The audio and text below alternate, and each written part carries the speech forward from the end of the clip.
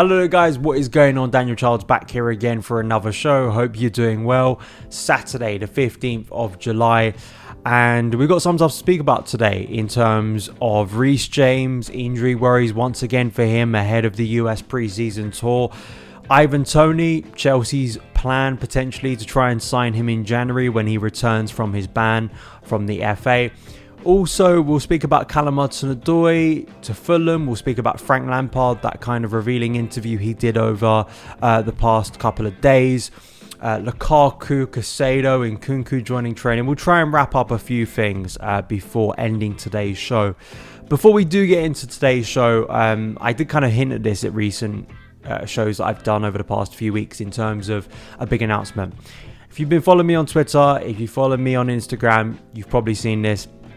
I'm flying out actually tonight at the time of recording of this show to Australia to cover the Women's World Cup, mainly following England, their trails and kind of seeing how they do. Hopefully they can go all the way like they did last summer. But yeah, it's incredible, really a little bit surreal, but I'm going to cover the social side for the Mirror, basically, Reach Women's Football, kind of going there on the ground basically to the fan festivals and to the stadiums to get a lot of content. So I'll leave links in the description box below. At Our Women's Football is the place to go on TikTok.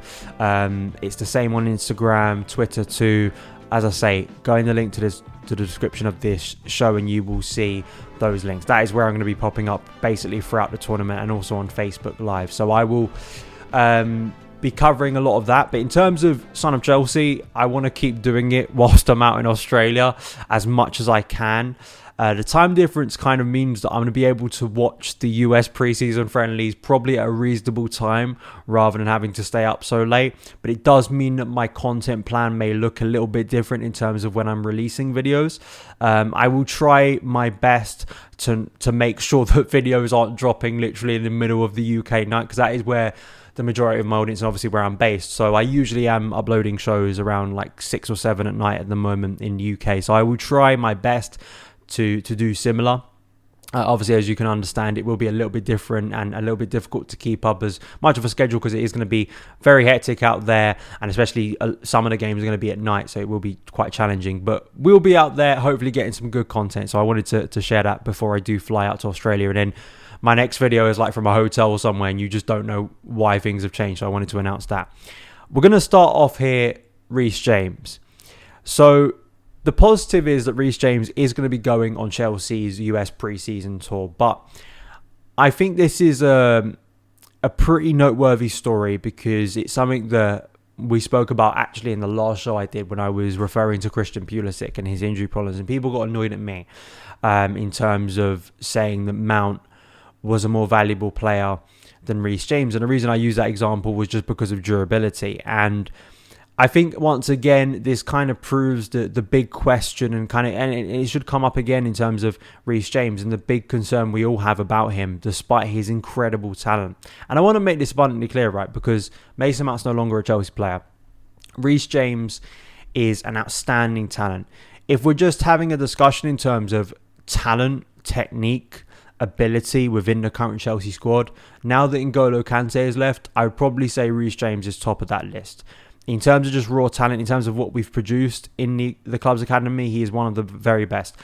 That's not my point when I talk about value and trust, mostly in terms of if you cannot rely on a player who's supposed to be integral to your plans. This is the discussion we had about N'Golo Kante. It's very difficult to give that player higher status. And also then I think you have to kind of put safety measures in place to get sustainable sort of backup like a Malo Gusto that we have this summer, to make sure that if that player does break down throughout the season, which based on previous evidence is very likely to happen, you do have someone there to cover. And I think this story is interesting. So Lazar Kinsella saying that Chelsea send Reece James for knee scan amid injury scare as 4 left out of USA Tour squad.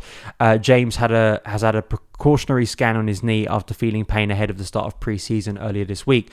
Chelsea expected positive news. They got positive news, but opted to do a scan before their star defender was on a long-haul trip to the US. New Blues manager Mauricio Pochettino wants to make James integral to his plans and hopes he can build his fitness through warm-up matches against Wrexham, Brighton, Fulham and Newcastle. So it's going to be huge because Rhys at his best, I keep saying this, I think if Rhys stays fit for a majority of this season, as I did at the start of last season, I think he wins Player of the Year because I think his performance levels are that good. It's just, he keeps on having these problems, and I do hope that maybe a new fitness regime will help players like Reece James, but as we know with some players, they just have injury problems. There's something about them that means they break down a lot of time. So I just hope for Reece's sake he can get over this, because to think of how amazing he has been at times and to think of what he could do with a more consistent run of games, it's scary. It's scary for opposition. I think it's very exciting for all of us. So let's hope he has a very, very strong pre-season for Chelsea. That's the main hope. Second story here is from Felix Johnston. This was something reported the other day, an exclusive, that Paul Winstanley is trying to push a plan and reach a consensus with other directors to move for Ivan Toney in January. Sources close to the player confirmed that Winstanley has been speaking to Toney's camp since May. It's his direct plan and Toney would be open to a move. So we know that Ivan Toney has been banned due to breach of gambling rules, and he won't be back till, I want to say, around mid-January. January the 16th is kind of the date I remember. So it's a while, and Ivan Toney, I think, would have been on the move this summer from Brentford had he not had this ban. I think he was right in the firing line to get a big move, because he's had such an incredible career so far, and especially since he's moved up to the Premier League with Brentford, he has proved himself capable of excelling in the top flight, and I think he's got all the attributes that Chelsea would need from a centre forward. I think he, from a physical point of view, I think he's from an imposing point of view, something that Chelsea haven't had from a forward for quite a while. Someone who's able to really disrupt and cause chaos, but also technically too. I think Toney is a much more rounded player than maybe some think of, because when we think of Brentford, we think of a very direct game, but you see his ability in transition, you see his ability with Brian and Burma, the way those two can sort of spread defences and cause chaos, and Toney at times can drift a little bit out wide, and from the penalty spot he's very lethal. In front of goal he's lethal too, aerially. I thought one of his best performances last season was against Man City, where he scored 2 goals, just so clinical too in front of goal. So there's no denying the player's quality here, and I think for Premier League proven quality, in terms of what you'd get, I think Toney makes a lot of sense.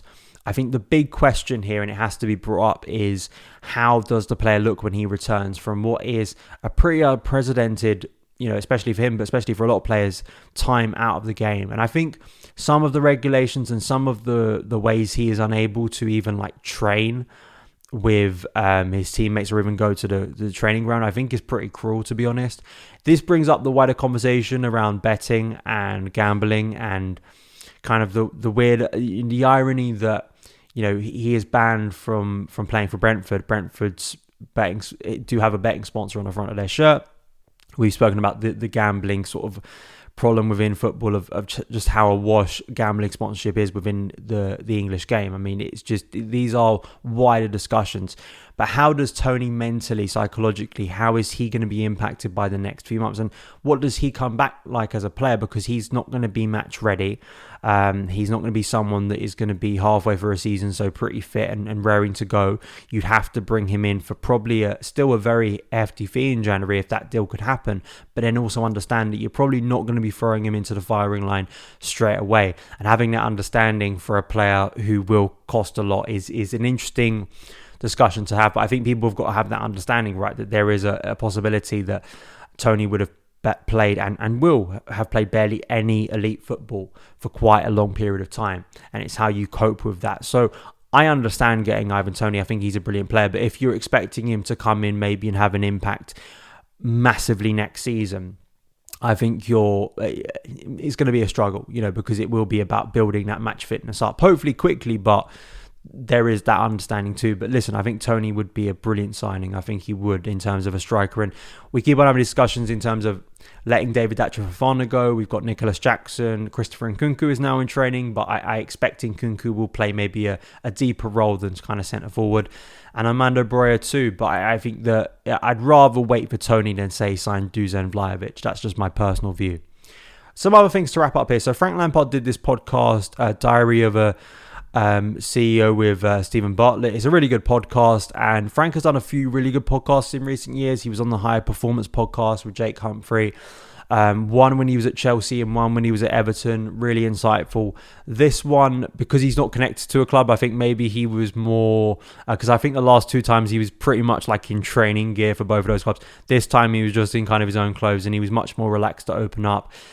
I think there were some very interesting takes. I mean, obviously he was asked, and I think Stephen Bartlett, despite the fact that he's not a football pundit, a football journalist, I think asked very relevant questions that we wanted answers to in terms of that period with the interim role, how badly it was, the culture.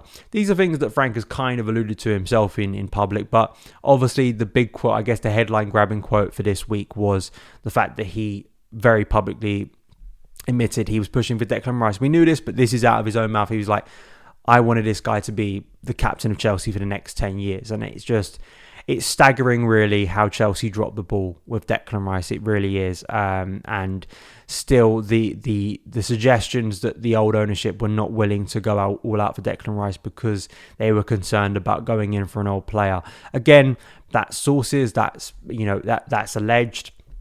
But just the fact that we didn't push for Declan Rice and we didn't push for, say, Aurelien Tchouameni as a backup, I just think scandalous, really, given those two players and given what Chelsea have needed. But as well, I think it did get pretty emotional near the end. I think Frank spoke about his personal life and some of the things that he struggled with for his career. I just think it's a really good podcast. And obviously, I'm going to say that because I'm one of Frank's biggest fans. So I would suggest go and watch it because I think he gives a lot of great insight into some of the problems at Chelsea. But he was never, I think the good thing is, he didn't just try and pass the blame to everyone else. You know, it wasn't the case that he just wanted to sort of dig and kick the boot in to players.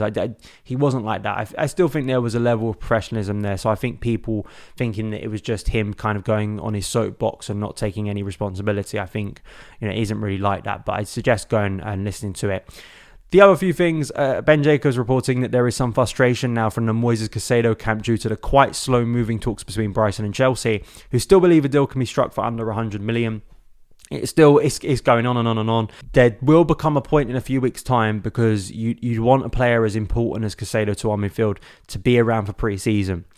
And this is I do wonder if we're getting close actually now to a point where Chelsea might think other targets. What those other targets are, I think, you're not talking about obvious names, but I think it will be interesting to see if Chelsea do think to themselves, we'll go somewhere else if it's so clear that Brighton are just going to drag this thing out for as long as possible.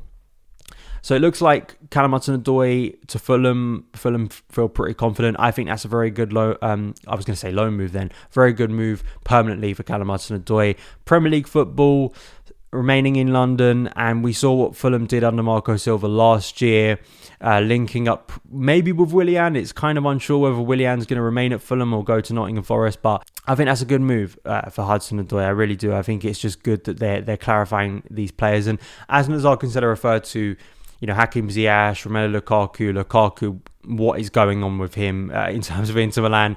Not wanting to pay anything, basically, for Lukaku, but hopefully that gets wrapped up. Pierre-Emerick Aubameyang, the latest report I saw, Marseille was being linked with him and Hudson-Odoi. So hopefully those do get wrapped up, and it has been sort of clarified that I think from Matt Law that some of these players are kind of training away from the main group. And that just, again, we spoke about this last week. It makes sense that that's happening because these players clearly do not have a future under Pochettino.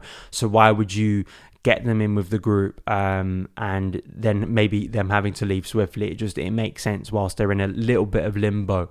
So there we go. I mean, the other cool thing we're seeing Nkunku finally at Cobham training with the first team. So we're really getting close now to having what would be a really strong squad to send out to the USA. I know that it's likely that Mykhailo Mudryk, Levi Colwill, we hope Levi Colwill, Noni Madueke will be joining the group too early next week to fly out to the US, and then we will see the first game against Wrexham and seeing how that goes and seeing what players. The thing I'm excited most about is that I feel like this preseason, especially in the early games, you're going to see players who will have a part to play.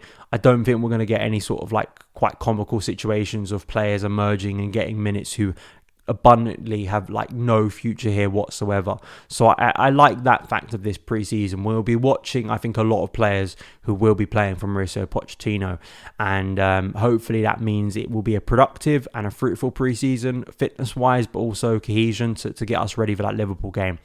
That is it for today's show. Thank you guys so much for taking the time to watch and listen to it. Follow me on Twitter at SonOfChelsea. Follow me on Threads at SonOfChelsea, on TikTok at SonOfChelsea. And also, as I mentioned earlier, the World Cup content, link in the description box below. And I will see you next week down under.